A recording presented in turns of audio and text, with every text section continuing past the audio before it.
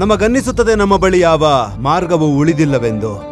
ಆ ಅಲುಗಾಡುವ ದ್ವಾರವನ್ನು ತೆರೆಯೋದನ್ನು ಬಿಟ್ಟು.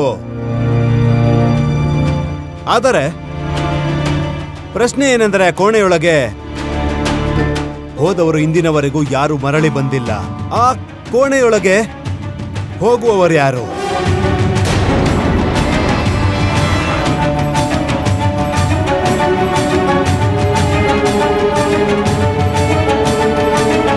ನಿಮ್ಮೆಲ್ಲರನ್ನು ಅಂತಹ ಯಾರೊಬ್ಬ ನಮ್ಮ ದರ್ಬಾರಿನಲ್ಲಿರುವ ವ್ಯಕ್ತಿ, ಆ ಧೈರ್ಯವಂತ ವ್ಯಕ್ತಿಯನ್ನು ಆ ಕೋಣೆಯೊಳಗಡೆ ಹೋಗಿ ನಮ್ಮ ಕುಮಾರ ವಾಸುದೇವನನ್ನು ಅಲ್ಲಿಂದ ಕರೆತರುವವರ್ಯಾರು?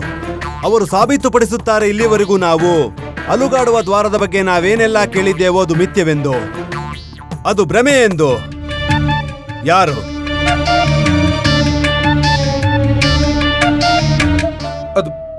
ಅದು ಮಹಾರಾಜ, ನಾವು ಈ ಪರೀಕ್ಷೆ ಎದುರಿಸುವ ಅವಕಾಶವನ್ನು ನಾವು ಸರ್ವಪ್ರಥಮ ಪಂಡಿತ ರಾಮಕೃಷ್ಣರಿಗೆ ನೀಡೋಣ.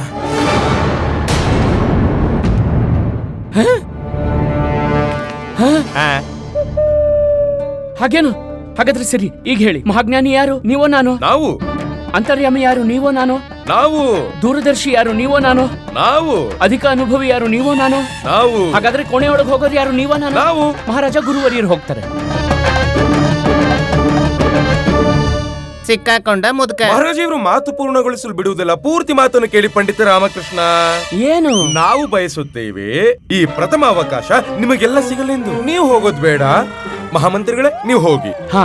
ಏನು? ನಾವೇ? ಅದು ಆಚಾರ್ಯ, ನಾವಿಲ್ಲಿಂದ ಹೊರಟು ಹೋದರೆ ಇಲ್ಲಿನ ವ್ಯವಸ್ಥೆ ಮತ್ತು ಸುರಕ್ಷೆ ನಿಭಾಯಿಸುವವರು ಯಾರು?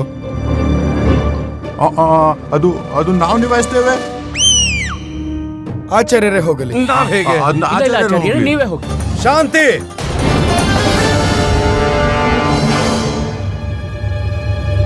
ನಮಗೆ ಪ್ರತೀತಿಯಾಗುತ್ತಿದೆ ಏನೆಂದರೆ, ಈ ಪ್ರಕಾರ ಯಾರು ನಿರ್ಣಯ ತೆಗೆದುಕೊಳ್ಳಲಾಗುವುದಿಲ್ಲ. ನಿರ್ಣಯ ಸ್ವಯಂ ನಾವೇ ತೆಗೆದುಕೊಳ್ಳಬೇಕು.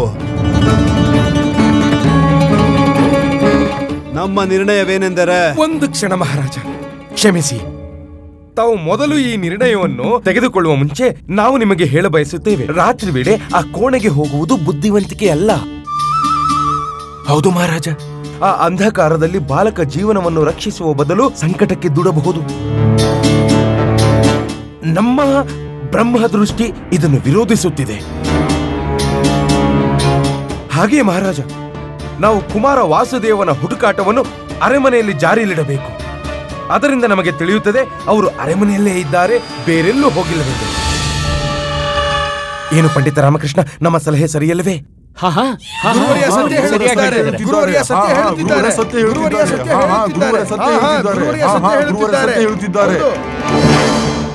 ಉಚಿತವಿದೆ. ನಿಮಗೆ 1 ಗಂಟೆಯ ಸಮಯ ನೀಡುತ್ತೇವೆ. ಅದರ ಒಳಗೆ ನೀವು ಏನು ಮಾಡಬೇಕೆಂದು ನಿರ್ಧಾರ ಮಾಡಿ. ಹಾಗೂ ಇದನ್ನು ನಿರ್ಧರಿಸಿ ಯಾವ ಧೈರ್ಯವಂತ ಆ ಕೋಣೆಯೊಳಗೆ ಹೋಗುವನೆಂದು. ಅನ್ಯತಾ ಆ ನಿರ್ಣಯವನ್ನು ನಾವು ತೆಗೆದುಕೊಳ್ಳುವೆವು. 2000 ಸ್ವರ್ಣ ಮುದ್ರೆಗಳು. 4000 ಸೊನ್ನೆ ಮುದ್ದೆಗಳು. 8000 ಸ್ವರ್ಣ ಮುದ್ರೆಗಳು. ಹೌದಮ್ಮ, ಕೆಲಸ ಇಷ್ಟು ಕಠಿಣವಾಗಿರುವಾಗ ಪುರಸ್ಕಾರವೂ ಅಧಿಕವಾಗಿರ್ಬೇಕು. ಯಾವ ಕೆಲಸ? ಎಂಥ ಪುರಸ್ಕಾರ? ಯಾವ ವಿಷಯನ ನೀವು ನಮಗ್ ಹೇಳ್ಬಾರ್ದು ಅನ್ಕೊಂಡಿದ್ರು ಅದ್ ನಮಗ್ ಗೊತ್ತಾಗೋಯ್ತು. ಏನ್ ಗೊತ್ತಾಯ್ತು? ಅದೇ ಮಹಾರಾಜರು ಬಾಮಾಯ್ದ ಅಲ್ಗಾಡೋ ದ್ವಾರದೊಳಗಡೆ ಕಳ್ದೋಗಿದ್ದಾನೆ. ಈಗ ಅವನ್ನ ಕಾಪಾಡಕ್ ಹೋಗ್ತಿದೀಯಾ? ಎತ್ಕೊಳ್ಳಿ. ಅದೇ ಶಾರದಾ, ಆ ಬಾಲಕನ ಎತ್ಕೊಂಡ್ ಬರೋದಕ್ಕೆ ನಾನಾ ಕೋಣೆಯೊಳಗೆ ಹೋಗ್ಬೇಕಂತೆ. ಇಲ್ಲ, ಬಾಲಕನಲ್ಲ, ಈ ಅವಕಾಶದ ಲಾಭ ಎತ್ಕೊಳ್ಳಿ. ಆದ್ರೆ ನಾನಂತೂ. ಅಯ್ಯೋ, ನೀವ್ ಮಾಡ್ಬಲ್ಲರಿ. ಈ ಸಾಹಸಕ್ಕಾಗಿ ನಿಮ್ಗೆ 8000 ಸ್ವರ್ಣ ಮುದ್ರೆಗಳು ಸಿಗತ್ತೆ. ನಮ್ಗಂತೂ ಯೋಚಿಸಕ್ಕೂ ಆಗ್ತಿಲ್ಲ. ಅಷ್ಟೊಂದ್ ರಾಶಿನ ನಾವ್ ಏನ್ ಮಾಡೋದಂತ. ಹಾಗಾದ್ರೆ ಯೋಚಿಸ್ಬೇಡ. ಯಾರು ಹೇಳಿದ್ರು ಯೋಚಿಸು ಅಂತ? ಯಾಕೆ ಯೋಚಿಸ್ಬಾರ್ದು? ಮಹಾಮಂತ್ರಿ ಹಾಗೂ ತಥಾಚಾರ್ಯ ಈ ಕಾರ್ಯ ಮಾಡಕ್ಕಾಗಲ್ಲ. ಮಹಾರಾಜರು ಈ ಕಾರ್ಯವನ್ನ ನಿನಗೆ ನೀಡ್ತಾರೆ. ನಮಗ್ ವಿಶ್ವಾಸ ಇದೆ. ಆ ಭೂತದ ಕೋಣೆಯಿಂದ ಆ ಬಾಲಕನನ್ನ ರಕ್ಷಿಸಿ ಕರ್ಕೊಂಡ್ ಬರ್ತೀರಾ. ನೀವ್ ಚಿಂತೆ ಮಾಡ್ಬೇಡಿ. ಮಹಾರಾಜರಿಗೆ ಪ್ರಿಯ ವ್ಯಕ್ತಿ ಮಹಾರಾಜರು ನಿನ್ನೆ ಕಳಿಸ್ತಾನೆ ಆ ಹುಲಿ ಇರೋ ಕೋಣೆಗೆ. ನಾನ್ ಮಹಾರಾಜರಿಗೆ ಪ್ರಿಯ ಅಲ್ವಾ? ಅದಕ್ಕೆ ಅವ್ರು ನನ್ನನ್ನು ಕಳಿಸೋದಿಲ್ಲ, ಬೇರೆ ಯಾರನ್ನಾದ್ರೂ ಕಳಿಸ್ತಾರೆ. ನಾವು ಭಗವಂತನಲ್ಲಿ ನಿಮ್ಗಾಗಿ ಪ್ರಾರ್ಥಿಸ್ತೇವೆ. ಯಾವ ಭೂತದ ಕೋಣೆಯಿಂದ ಇಲ್ಲಿವರೆಗೂ ಯಾರು ಮರಳಿ ಬಂದಿಲ್ವೋ ನೀವ್ ಬಂದೇ ಬರ್ತೀರಾ. ಅರೇ, ನೀವು ಸಾಂತ್ವನ ಹೇಳ್ತಿದ್ದೀರೋ ಅಥವಾ ಹೆದರ್ಸ್ತಿದ್ದೀರೋ? ನಾನೀಗ ಅಸ್ವಸ್ಥನಾಗೋದೇ ಸರಿ, ಅಲ್ಲಿಗೆ ಹೋಗದೆ ಇರೋ ರೀತಿ. ಹಾ,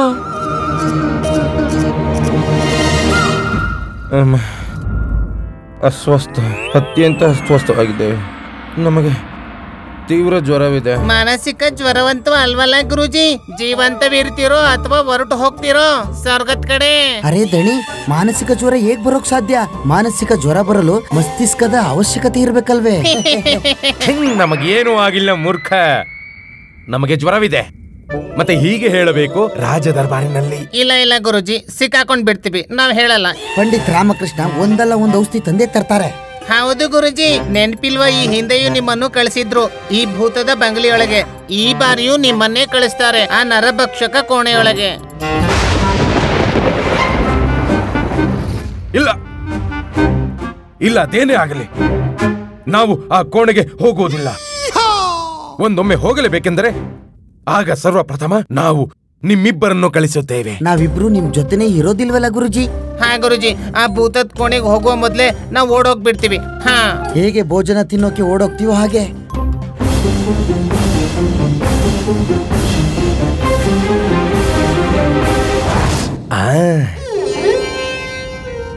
ಸಿಕ್ಕಿಬಿಡ್ತು ಉಪಾಯ.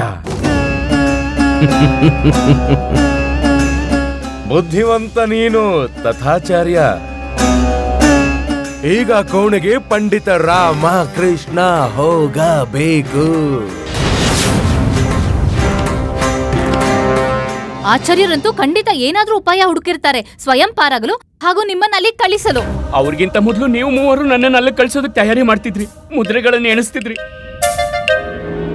ಯೋಚಿಸಿ, ಒಂದ್ ವೇಳೆ ನಿಮ್ ರಾಮ ಆ ಕೋಣೆಯೊಳಗೆ ಹೋಗಿ ಮತ್ತೆ ವಾಪಸ್ ಬರ್ದೇ ಹೋದ್ರೆ ಶಾಶ್ವತವಾಗಿ? ಇದನ್ನ ನಾವ್ ಯೋಚನೆ ಮಾಡಿರ್ಲಿಲ್ಲ. ಎಲ್ಲಿಂದ ಯೋಚಿಸ್ತೀರಾ? ಎಲ್ಲಾ ವಿಚಾರ ವಿಮರ್ಶೆಗಳು ಪುರಸ್ಕಾರದ ಬಗ್ಗೆನೇ ಆಗ್ತಿದೆ.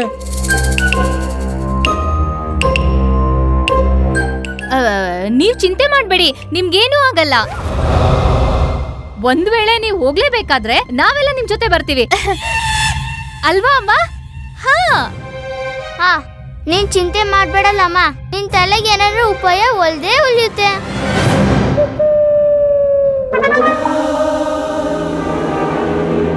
ನೀನು ನಿಶ್ಚಿಂತೆಯಿಂದ ನಿದ್ರಿಸು. ನಾಳೆ ನೋಡೋಣ, ನಾವೆಲ್ಲ ಒಟ್ಟಿಗೆ ನೋಡೋಣ.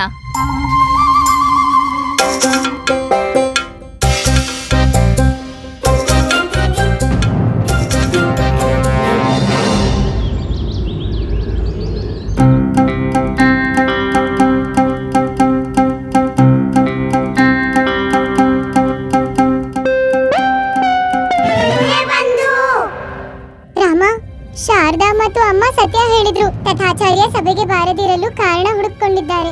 ನೀನೇ ಆ ಕೋಣೆಗೆ ಹೋಗ್ಬೇಕು. ಈಗ ನಿನ್ ಗತಿ ಏನು ರಾಮ? ನೀನ್ ಸಿಕ್ಕಾಕೊಂಡ್ರೆ ನಿನ್ ಜೊತೆ ನಾನು ಸಿಕ್ಕಾಕೊಳ್ಬೇಕಾಗತ್ತೆ. ಈ ಭೂತ ಪ್ರೇತಗಳು ಮೊದಲು ಹಿಡ್ಕೊಳ್ಳೋದು ಜುಟ್ಟಂತೆ. ಮಹಾರಾಜ, ಎಷ್ಟೊಂದು ಸಮಯ ಕಳೆದು ಹೋಗಿದೆ, ನೀವು ಏಕೆ ಏನು ಮಾಡುತ್ತಿಲ್ಲ? ಆ ವಾಸುದೇವನಿಲ್ಲದೆ ಒಂದು ರಾತ್ರಿಯಾದರೂ ನೆಮ್ಮದಿಯಿಂದ ಕಳೆದಿರುವೆವು. ಇನ್ನೂ ಸ್ವಲ್ಪ ದಿನ ಹೀಗೆ ಕಳೆದು ಬಿಟ್ಟರೆ ಸಾಕು. ಒಂದು ವೇಳೆ ತಾವು ಏನು ಮಾಡದಿದ್ದರೆ ಈಗ ನಾವೇ ಮಾಡುತ್ತೇವೆ. ಸೇವಕಿ, ನಾವು ಹೋಗುತ್ತೇವೆ. ಎಲ್ಲಿಗೆ? ನಮ್ಮ ಸಹೋದರನನ್ನು ಹುಡುಕಲು. ಆದರೆ ಆ ಬುತ್ತಿ? ಈ ಬುತ್ತಿಯಲ್ಲಿ ನಮ್ಮ ಸಹೋದರನಿಗೆ ಭೋಜನವಿದೆ. ಅವನು ಹಸಿದಿರುತ್ತಾನಲ್ಲವೇ? ಈಗ ನಮ್ಮನ್ಯಾರು ತಡೆಯಲಾರರು. ನಿಂತ್ಕೊಳ್ಳಿ.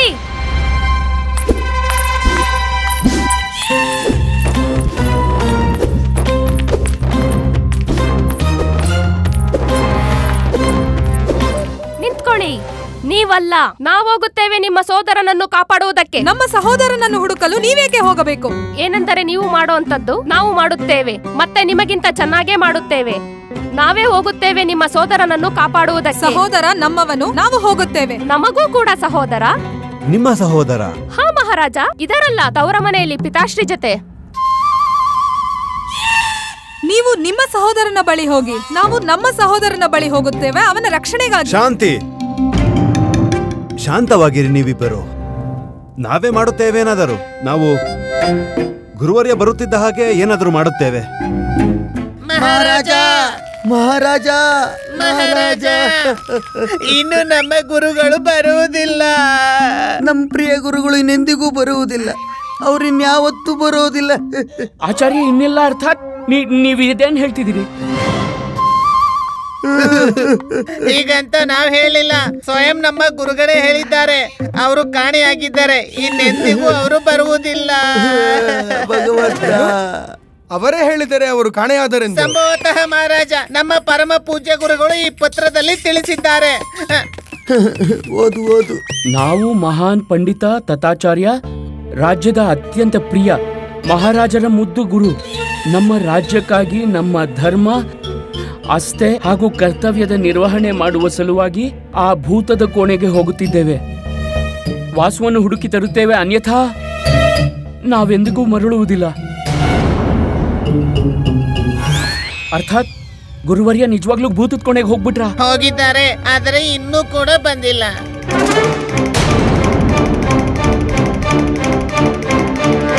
ಮಹಾರಾಣಿ ಚಿನ್ನಾದೇವಿ, ನೋಡಿ, ನೀವು ದೊಡ್ಡ ಮಹಾರಾಣಿ, ಮತ್ತೆ ನಿಮ್ಮ ಸಹೋದರ, ನೀವೇ ನಿಮ್ಮ ಸಹೋದರನನ್ನು ಕಾಪಾಡಿಕೊಳ್ಳಿ.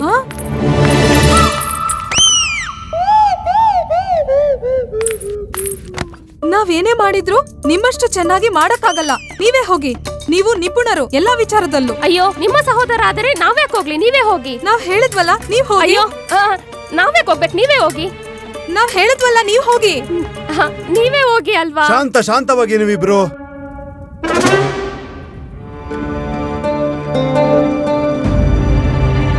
ನಾವಿರುವಾಗ ನಿಮ್ಮಲ್ಲಿ ಯಾರು ಹೋಗುವ ಅವಶ್ಯಕತೆ ಇಲ್ಲ.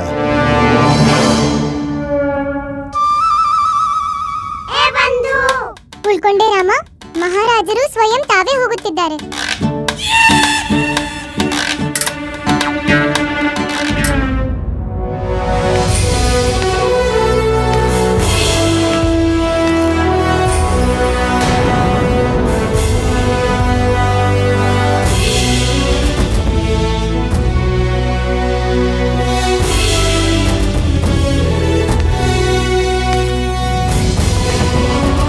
ಪಂಡಿತ ರಾಮಕೃಷ್ಣ ಮಹಾರಾಜ, ಆ ಕೋಣೆಯೊಳಗೆ ತಾವು ಪ್ರವೇಶ ಮಾಡಬೇಕು.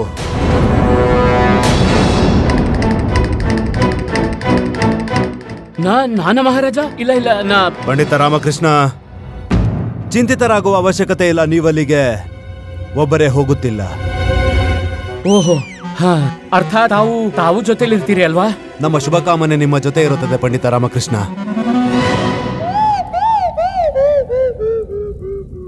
ಅಲ್ಲ ಮಹಾರಾಜ, ಅದು ಮುಚ್ಚಿದ ಕೋಣೆಯೊಳಗೆ ನಾನು ತುಂಬಾ ಉಸಿರು ಕಟ್ಟದಂತಾಗುತ್ತೆ.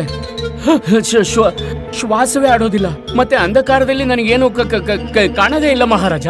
ಹಾಗೆ ಇಂದು ಆರೋಗ್ಯ ಬೇರೆ ಸರಿ ಇಲ್ಲ, ಹಾಗಾಗಿ ಇಂದು. ಪಂಡಿತ ರಾಮಕೃಷ್ಣ, ಅಪ್ಪಣೆ ಮಹಾರಾಜ, ನಾನೇ ಹೋಗ್ತೇನೆ. ಅದ್ಭುತ. ಪ್ರಸನ್ನರಾದೆವು ನಾವು.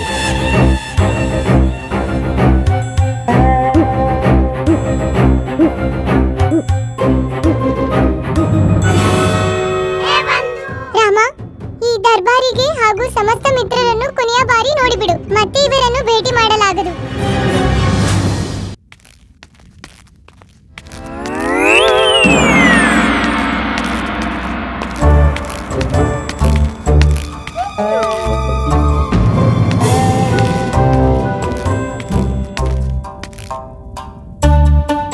ಈ ಬೀಗ ಹೇಗೊಡಿಲಿ? ಇಲ್ಲಿ ಸುತ್ತಮುತ್ತ ಯಾರು ಸಹಾಯಕ್ಕೂ ಇಲ್ಲ. ಅಮ್ಮ ಶಾರದಾ, ಗುಂಡಪ್ಪ ಹೇಳಿದ್ರು ಸಹಾಯ ಮಾಡ್ತೇವೆ ಅಂತ, ಆದ್ರೆ ಯಾರು ಬರಲಿಲ್ಲ. ನನಗೆ ಮೊದಲೇ ತಿಳಿದಿತ್ತು ಯಾರು ಬರಲ್ಲ ಅಂತ. ನನ್ನನ್ನು ಒಬ್ಬಂಟಿಯಾಗಿ ನನ್ನನ್ನ ಈ ಹಾಳು ದ್ವಾರದ ಮುಂದೆ ತಂದು ನಿಲ್ಸ್ಬಿಟ್ರೆ ಎಲ್ರು.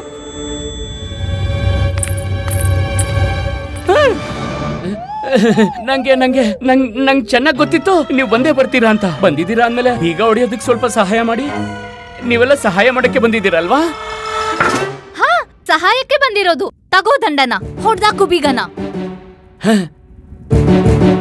ಹಿಡ್ಕೋ.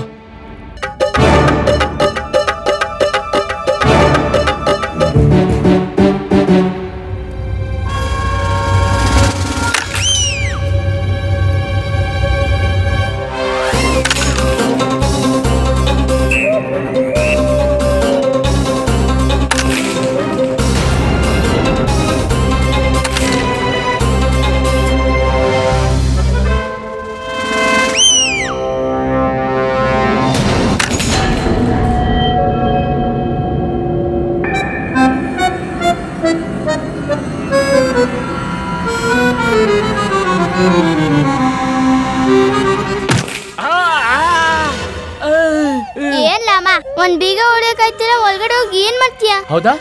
ನೀನ್ ಮುಲಿ ನೀನೇ ಮುಲಿ. ಬೇಡ ಬೇಡ, ಕೆಲ್ಸ ಬಾಲಕಿಂದ ಮಾಡಿಸ್ಬಾರ್ದು. ಪುನಃ ನೀನೇ ಪ್ರಯತ್ನ ಮಾಡು, ಹೊರಟೋಗುತ್ತೆ. ಪುಲುಶಲಲ್ಲಿ ಇತ್ತಿ ನಡ್ಕೊಳ್ಳಮ್ಮ, ಪುಲುಶಲಲ್ಲಿ ಇತ್ತಿ ಸಫಲತೆ ಅವಶ್ಯ ಸಿಗುತ್ತೆ.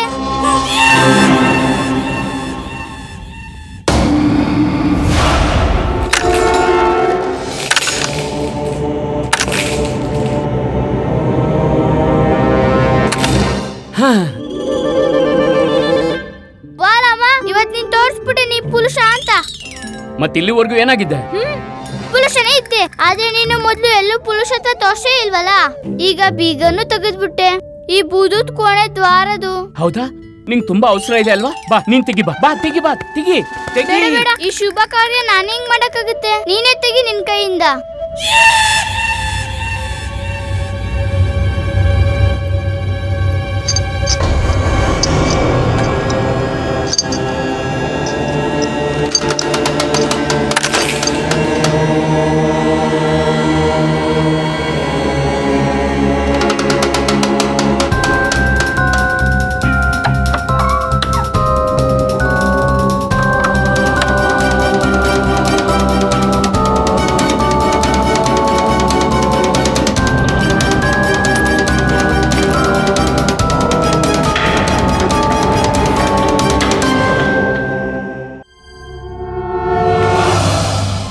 ನೀವೆಲ್ಲ ಹಿಂದೆ ಯಾಕೆ ಹೋದ್ರಿ? ನನ್ ಸಹಾಯಕ್ಕಲ್ವಾ ನೀವು ಬಂದಿರೋದು? ಸಹಾಯ ಮಾಡೋಕೆ ಬಂದಿರೋದು, ಅದಕ್ಕೆ ದಂಡ ಕೊಟ್ಟಿದ್ದೆ. ಈಗ ಆಶೀರ್ವಾದ ಕೊಡ್ತಿದ್ದೀನಿ. ಮತ್ತೆ ನನ್ನ ಶುಭ ಕಾಮನೆಗಳು ಕೂಡ. ನಮ್ ಶುಭ ಕಾಮನೆನೂ ಇದೆ. ಈ ಸುಂದರ ಸುಶೀಲ ಸಂಸ್ಕಾರಿಗೆ ಭಗವಂತನ ಶುಭ ಕಾಮನೆಯೂ ಇದೆ. ಅವರು ನಿಮ್ ರಕ್ಷಣೆ ನೀಡ್ತಾರೆ. ಎತ್ಕೊಳ್ಳಿ. ಏನ್ ಶುಭ ಕಾಮನೆಗಳನ್ನ? ಅಲ್ಲ, ಅಮ್ಮನ್ ದಂಡ ಎತ್ಕೊಳ್ಳಿ, ಒಳಗಡೆ ಸಹಾಯಕ್ಕೆ ಬರುತ್ತೆ. ಇನ್ನು ಯಾಕೆ ನಿಂತಿದ್ಯಾ? ಹೋಗು. ನಾನಲ್ಲ, ಅಮ್ಮ ಹೇಳ್ತಿದ್ದಾರೆ. ಹೋಗ್ತೀನಿ. ಬೇಗ ಹೋಗಿ. ಹೋಗ್ತಿದ್ದೀನಿ. ಹೋಗ್ತೀನಿ.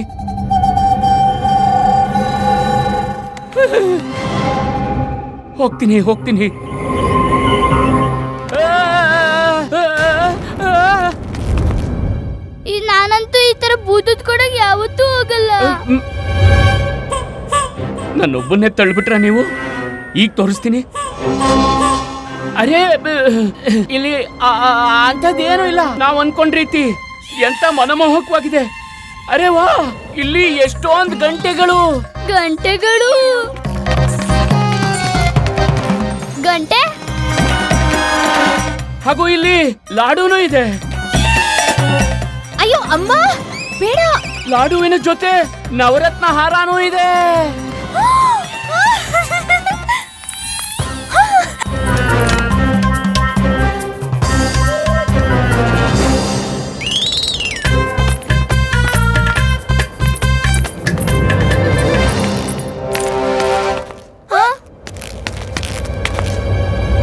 ಇಲ್ಲಂತೂ ಏನೂ ಇಲ್ಲ. ಗಂಟೆ ಎಲ್ಲಿದೆ?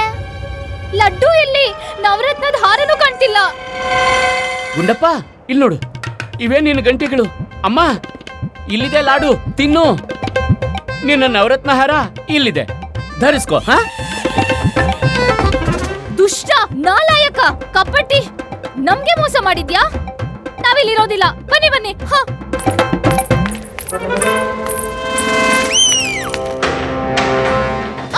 ಅಯ್ಯೋ, ಇದ್ಯಾಕ್ ತೆಗಿಯಕ್ಕಾಗ್ತಿಲ್ಲ? ಇದು ಕೇವಲ ಹೊರಗಿಂದ ಒಳಗ್ ಬರೋ ದ್ವಾರ. ಕೇವಲ ಹೊರಗಡೆಯಿಂದ ತೆರ್ಕೊಳ್ಳುತ್ತೆ. ಹೇ ಭಗವಂತ, ಈಗೇನಾಯ್ತು? ಕುತಂತ್ರ, ಘೋರ ಕುತಂತ್ರ. ಅದನ್ನೇ ನೀವು ನಮಗ್ ಮಾಡಿದ್ದು. ಇಲ್ಲ, ಅದಕ್ಕಿಂತ ದೊಡ್ಡ ಕುತಂತ್ರ ಆ ಗುರುವರ್ಯ ಮಾಡಿರೋದು. ಅವ್ರು ಈ ಕೋಣೆ ಒಳಗ್ ಬಂದೇ ಇಲ್ಲ. ನಿಮಗ್ ಹೇಗ್ ಗೊತ್ತಾಯ್ತು? ಅರೆ, ಸ್ವಲ್ಪನಾದ್ರೂ ಬುದ್ಧಿ ಉಪಯೋಗಿಸು. ದ್ವಾರದ ಬೀಗ ಮುರಿದಿದ್ ನಾನು, ದ್ವಾರ ತೆರೆದಿದ್ ನಾನು. ಇದ್ರ ಅರ್ಥ ಇದೆ ಅಲ್ವಾ, ನಾನೇ ಇಲ್ಲಿಗೆ ಮೊದಲು ಬಂದಿದ್ದು ಅಂತ. ಗುರುವರ್ಯ ಈ ಕೋಣೆಗ್ ಬಂದೇ ಇಲ್ಲ. ಇದನ್ ಬೀಗ ಹೊಡೆಯಕ್ ಮುಂಚೆ ಯಾಕೆ ಯೋಚಿಸ್ಲಿಲ್ಲ? ನಾನು ಹೆದರಿದ್ದೆ ಅಲ್ವಾ? ಅವಳು ನಿನ್ಗಿಂತ ದೊಡ್ಡ ಮೋಸ್ಕಲ್ಲಾಗುದ್ಲು. ನಾನು ಕೇವಲ ನಿಮ್ 3 ಜನ ಯಾಮಾರಿಸಿದ್ದೆ, ಈ ಕತ್ಲೆ ಕೋಣೆಯಲ್ಲಿ ನೀವು ಜೊತೆಗಿರ್ಲಿ ಅಂತ. ಆದ್ರೆ ಆ ಗುರುವರ್ಯ ಮಂತ್ರಿವರ್ಯರಿಗೆ, ಮಹಾರಾಣಿಯರಿಗೆ, ಮಹಾರಾಜರಿಗೆ ಹಾಗೂ ಇಡೀ ರಾಜ್ಯಕ್ಕೆ ಕುತಂತ್ರದ ಪರಾಕಾಷ್ಠೆ ತೋರಿಸಿದ್ದಾರೆ. ಒಂದು ಸುಳ್ಳು ಪತ್ರದ ಮೂಲಕ ತಮ್ಮನ್ನು ತಾವು ಮಹಾ ದೇಶ ಪ್ರೇಮಿ, ಮಹಾಬಲಿ, ಮಹಾಶೂರನಂತೆ ಬಿಂಬಿಸ್ಕೊಂಡು ಎಲ್ಲರನ್ನೂ ಮೂರ್ಖರನ್ನಾಗಿಸಿದ್ದಾರೆ.